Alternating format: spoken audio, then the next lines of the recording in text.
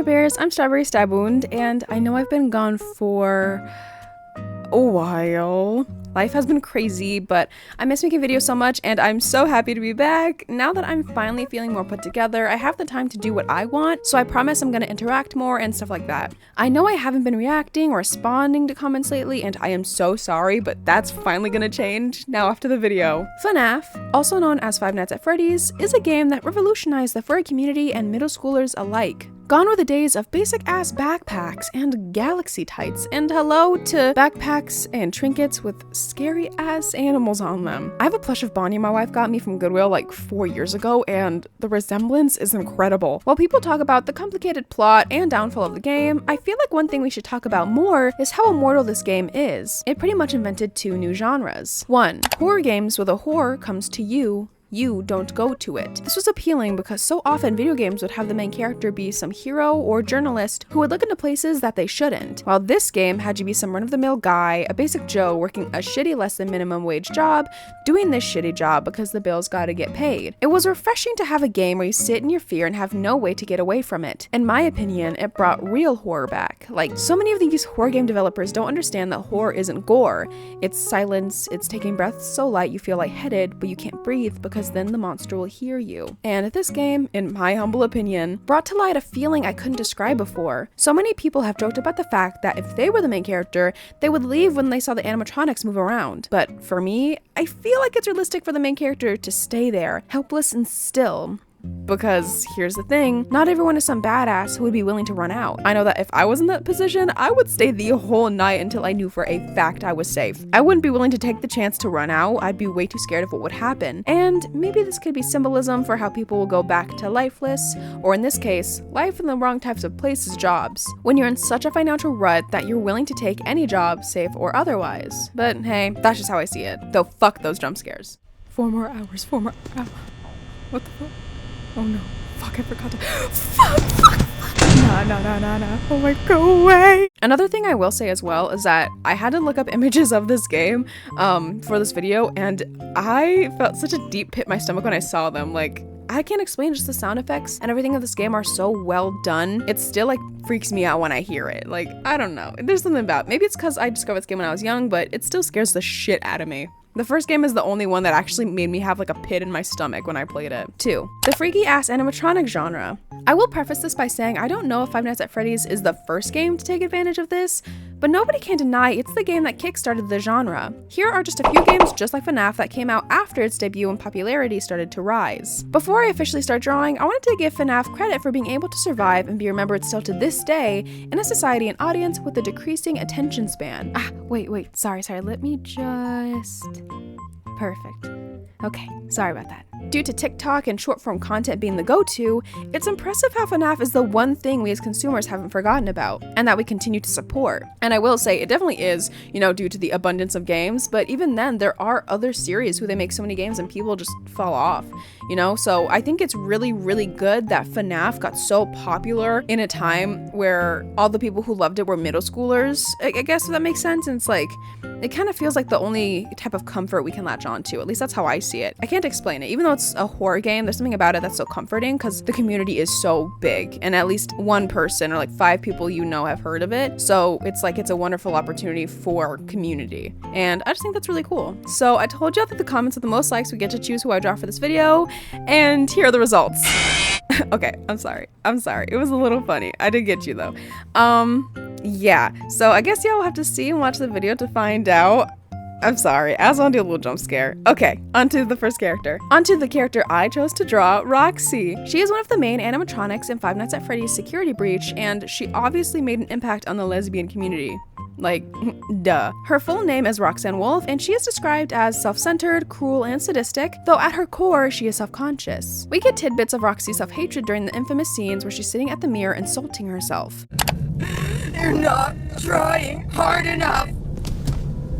However, in the Ruin DLC, the audience sees another side to Roxy through the eyes of Cassie. Hearing Cassie's voice frees her from her corruption, and she has a super fucking sad scene where Cassie deactivates her while Roxy reminisces on Cassie's birthday party. Roxy remembers her favorite cake flavor and reassures her that she's sure more people will attend her next birthday party. This suggests that Roxy was the only one who was there for Cassie, and I haven't actually seen anything about the DLC before, but I watched their scenes together for this video, and the way Roxy's voice switches up and almost shatters when she hears Cassie was so wonderfully done. Props to the voice actress. Before she heard her voice, she thought it was Gregory. Her voice was angry, aggressive, but the drastic switch when she heard Cassie's voice was so sad. She, to me at least, sounded weak and tired. When she's underneath the car and Cassie has to deactivate her, Roxy just sounds so sweet, like she's talking as gentle as possible without whispering. I'll link the video I watched here, as well as a video I found that is my true ending to this damn DLC. Oh my god, I was heartbroken. So now onto the drawing. I know Roxy is a superstar, but her outfit also gave me like wrestler vibes, you know, WWE types. So I obviously made her buff because I'm predictable and I've seen a bunch of fan art giving her that type of vibe, so I feel validated. It's not just me,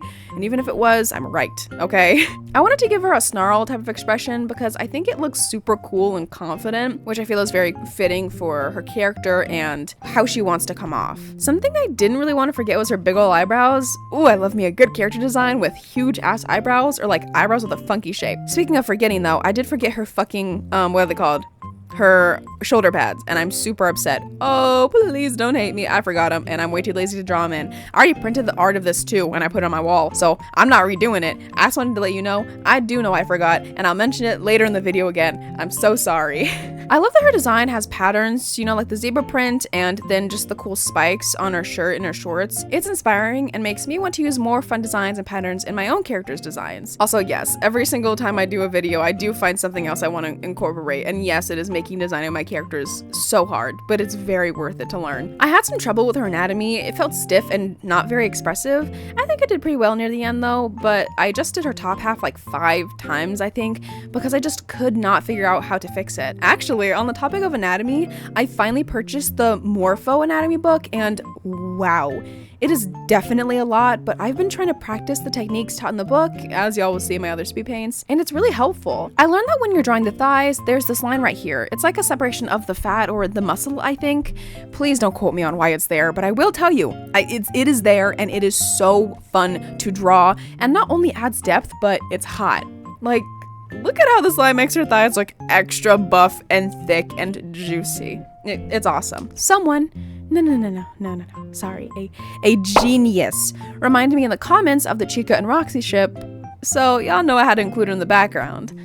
Plus, during intermission, I have a little treat for y'all. Roxy had a huge appearance shift with her hair around the middle of it, just cause I wanted to make her hair curly instead of spiky. It just felt more fitting, especially cause like I made her brown. I was like, let's give her curls. It feels more fitting for her, and I just think it's cooler. Plus, while creating the art for this video, I was going through an intense art style shift, and I was having an art style crisis. Oh my gosh.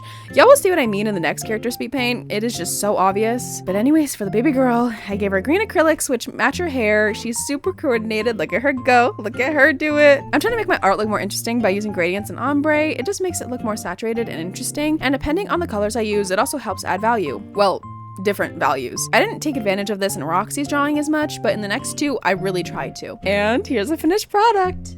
Sexy mama. Da, da, da. I think that's how the song goes. Okay, make her your wallpaper right now. Right now. I better see it. I better see it. She better be everyone's profile picture. Intermission time. Oh, I was saying that. This is a section of my video where I talk about something unrelated or maybe related for a few minutes. So stretch, get some water, and listen up. So as y'all remember, I've been working on a Discord server for a while now, and I'm so happy to say it's finally open. That's right. Click the link in the description and join the Fruity Bears server. I have channels for chatting, sharing art help, video ideas, and more. I'm planning for us to also do movie nights, game nights, art streams, stuff like that. I am so excited to share this with you guys, and now that I've opened this up, I'm finally going to start doing my streams and stuff like that for the Bug Racer content, as well as there are little sections where you can give me ideas for streams, for the Discord, for my channel, stuff like that. I absolutely love when you guys give me ideas. We're gonna have fun. You know, I have a lot of super fun stuff. I have it on screen, some of the things. I didn't do any fun fonts or anything because I heard that people with dyslexia, or people who don't like English isn't the first language, the funky fonts makes it really hard to understand. So we're not gonna have the funky fonts. We're keeping the basic ass font, but we do have emojis. That's right. I'm so cool up in this bitch. I'm gonna open polls and stuff for the movies you guys want to like watch together and the games we want to play on stream and stuff like that. I'm actually planning to do a stream soon where you guys give me character, like recommend like your favorite characters they want me to draw, but I'll add a little twist to it. So I hope you're excited for that. Other than that, that's all I have to say about it. Guys, thank you so much for your patience and listening. It's just very important that we create a safe space. If you have any recommendations for rules or stuff that would make you feel more comfortable, I would 100% love to see it. You guys 100% deserve to have a good time. I do not want this to be uncomfortable for anybody.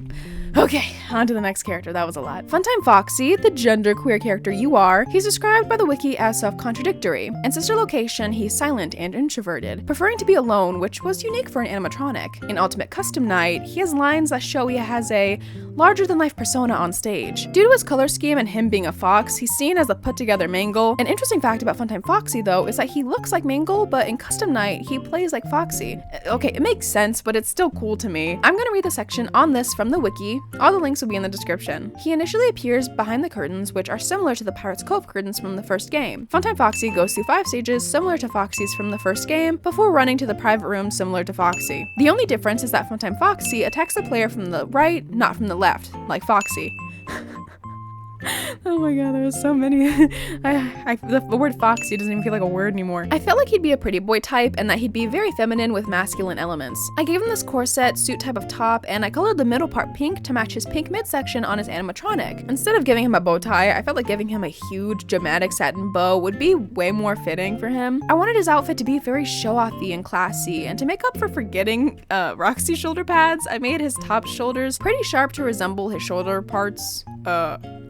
You know, I don't know anything. I wasn't in robotics, okay? I put 3 buttons on the side of his pants to match his buttons. At least I think they're buttons. They're small and black and it looks like you can press them. So I don't know. They look like buttons to me. I know he's the same white color all around, but that's just not very fun or interesting to look at for my art. So I made everything a pinkish white, each a varying hue, except for his skin. That's right. He's not a white man.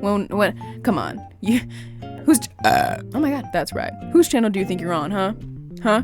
That's right. You thought, please, you should have been expecting this from the start. This was my plan all along.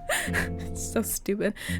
Then something I've been working on for my later art is using gradients, which I said earlier, but it is super important to me. It's something I always recommend. It makes art look so much like cooler in my opinion and just more vibrant. As y'all can see, I was struggling like a bitch to figure out his face and hair. Like I fully colored everything and then went back and restarted and okay, it was a struggle, but thank God I did. It's good to take time away from a drawing, analyze it, and try to fix it. Or just leave it alone and start something new so you don't get burnt out. Cause for me, I did that specifically for this drawing because it's for a video and I had to finish it. But like, and I feel like sometimes it's good, you know, maybe take a day and you're like, okay, I want to analyze this piece of art that I really wanted to make, but something about it doesn't feel right to me. You know, maybe redraw it, but then have it next to you so you can analyze and see how you've grown. Like, I think that's really good to do, but not all the time. Okay, maybe like once a month or something. Do not try and burn yourself out trying to fix all of your old art and redraw it because then you will never get out of the cycle. I just think sometimes for me, it's fun. But if it doesn't work for you when you try it and you're like, I'm miserable, please don't continue. Okay, it's okay to take a step back. But like, yeah, I just personally love going through the process to figure out what I need to fix. I made his hair a very light pink with a deeper, darker pink at the ends to look like his ears and tail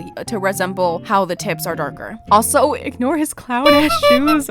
Oh my god. Okay, shoes are not my specialty. I'm working on it.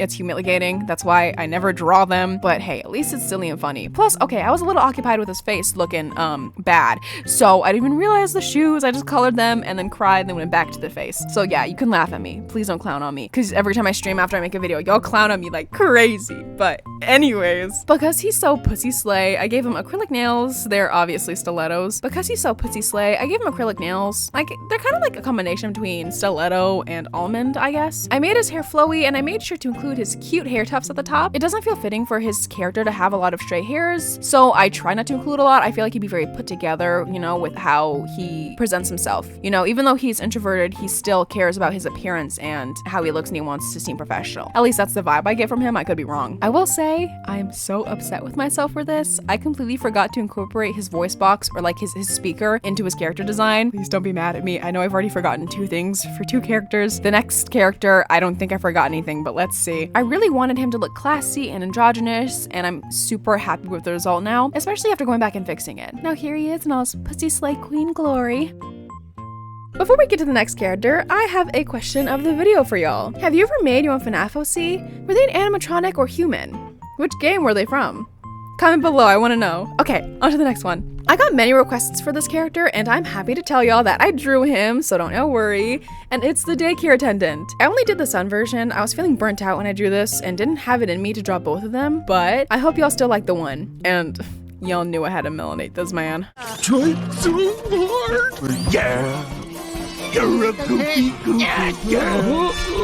The Daycare Attendant, also known as Sun and Moon, is an interesting character. In his sun form, he's not really a villain, just a stickler for the rules. For good reason too, because when the lights are off, he becomes Moon. Moon is aggressive and has the player on the run, constantly chasing Gregory, stalking him, seeing him more as prey. At least that's how I see it. He has Sun's same need for cleanliness, just to an elevated degree, and Moon seems to bully Sun, as seen in the Ruin DLC, where Cassie shines a flashlight on him, giving Sun a chance to fight for control of the body back, begging Cassie to free him from the nap Moon put him in.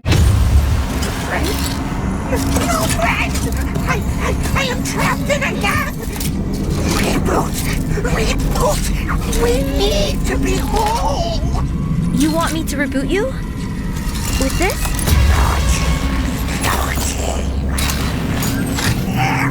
Lights on! Lights on! Turn generators on! Moon is overall a bitch, and Sun is just a quirky little guy. Why they would program the nighttime version to be so fucked is beyond me. I feel like I'm having this aggression and predator type of behavior. It would be so cool if it was targeted at, like, you know, creeps and stuff like that. Like, if an unknown adult goes up to a child, he would like stalk them and analyze the situation, and then, you know, attack if needed. I think that would be really interesting and cool. There's also a third version, Eclipse, who seems to be the combination of both characters. He keeps the whimsy and fun, but doesn't have the horrifying desire to torture the player, and he's more calm, though he still makes comments about needing to clean up. I think Sun is a really interesting and sweet character, and I get why he's so popular. To be honest, I don't know which version of him is more popular, but I hope it's the sweet and silly Sun version, and not the horrifying Moon version. Under the drawing, I found this lady who shapes her natural hair into cute shapes and inspired me to draw Sun's hair like that. At first I couldn't find her, but I found her. I don't have my phone on me right now though, and I just found her, so I didn't put it into the script because I had to re-record. But here's her name on screen. Bam, I found it. Support her, okay? She is so cool and awesome, and it's giving me a lot of art inspiration, and like, this is beautiful. Give her support and love. Drawing his outfit was easy because Sun and Moon already have outfits, so I didn't really have to go and make one up. One thing I really love about his design is the ribbons around his wrists with the bows. Oh, and the bells, duh. I love all the bells on this character and thought it would be cute to put some hanging from his hair, though I made them really tiny, but still, that's something I'm trying to fix. I don't know why I make all the props in my art so fucking small. I need to figure out how, like, with the size and how accurate it is, because it's just, I can't even tell what's going on. First face, I made the Moon part vitiligo, and I was thinking that maybe when he turns into Moon, maybe the vitiligo will switch. Like the light part will be dark and vice versa. Just a silly idea I had. Speaking of his face, I didn't give him eyebrows. He doesn't have any in his design, and fuck if I'm gonna give the man eyebrows if he doesn't want any. Plus, I feel like it makes him look kind of like cute and weird at the same time, especially because of his big round eyes, which I feel like is very fitting for his character. Just for him, you can't tell if you think he's cute or horrifying, but he's just there. I don't know if it's easy or hard to see, but I noticed that Sun has some dents or like craters in his face, so in my version, I made them moles because it's cute. I drew in some little suns on the side, and here's the finished result. Thank you guys so much for watching. I had such a good time making this video. Before I end the video, I wanted to show y'all this beautiful, gorgeous, amazing fan art of my OC Vivi by a decent human being 5 on Instagram. I am so honored. This is so beautiful, and Vivi has never gotten fan art before. I absolutely love this. And I have something to show you guys after I finish all the announcements and the whole subscribe thing. Okay, so please stay to watch. Another wonderful artist I want to shout out is Pretty Yuki the artist. She made a little short called Bad Fur Day that she animated, voice acted, and made the music for, okay? We watched it on stream and I just wanted to shout it out and encourage y'all to check it out. It's only 2 minutes and it's so worth it. She put so much work into this, obviously. It is so cute. It is 100% something that like I would watch for comfort, you know? Like it's a really good time and the message is really fucking cute and it made me want to cry. But yeah, this is something that I would have loved as a kid and I love now. So please go check it out. Her style is super charming. Thank you all so much for the support and patience. I hope you'll enjoy this video and continue to enjoy the next ones. Please check out the link in the description to see more content from me. Join the Discord if you're interested. Please like, subscribe, and share with your fellow fruity bears. I hope the rest of your day is fruity and fun. Thank you all for being so awesome. Bye-bye! Hi y'all! Okay, here's the fan art wall I want to show you. So here's this one. The colors are so cute. Yay, and then that one and that one. Yay! They're so cute. Whoa, guys, you don't need to see all that. Whoa, sorry about that. Bam, and then also I printed out my babies. My baby. I don't know if you guys have seen this one, but look at them, my babies. And then bam, I put the FNAF babies. Okay, say hi, brother. There we go. Okay, here it is. Thank you all so much. I can't add to wait more to it. Wait, I can't wait. No, I can't. I can't wait to add more to it if anyone wants to make any others. I finally printed them. Okay, bye. Make fan art of me. No, make your own channel. Bye. Perfect. I'm not gonna do as much of a outro for this. I just want to say thank you guys so much again. And tell you some fun things. So next video, I'm gonna do the Sonic redesigns. So y'all, if you're still here, comment them. Tell me what you want. Another thing is I'm making a game. Yeah, I'm making a dating sim, guys. It's gonna happen. Yeah, this bear right here is making a game. That's all that we got. I appreciate you guys so much. I really miss making videos. I hope this video is still good quality. I try to include like, you know, that like more skits and like memes and stuff. I'm trying to amp it up a little bit, you know, but yeah, I will say, fun fact, I'm watching a lot of VTuber drama videos with my wife like all the time. We don't watch VTubers. I personally don't like them. It kind of freaks me out, but I love their drama. And I've been just like binge watching VTuber drama videos. I have no idea what any of it means and I am loving it. Oh my God.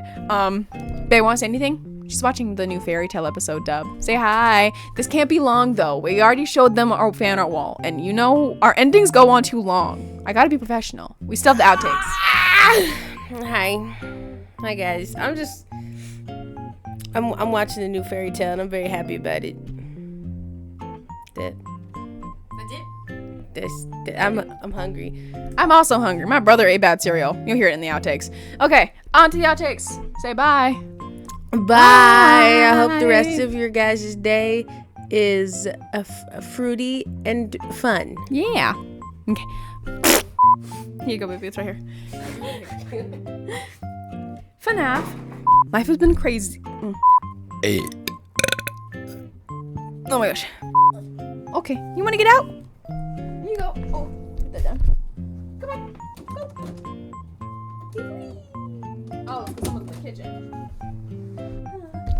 My dog, he's a fat ass. Wait, okay. You heard that? Credit for, bless you. Car and Cassie has, Hey. Oh my God, every time. Also, as y'all saw, she did, as y'all saw, well, I'm going with that. It didn't feel, it doesn't feel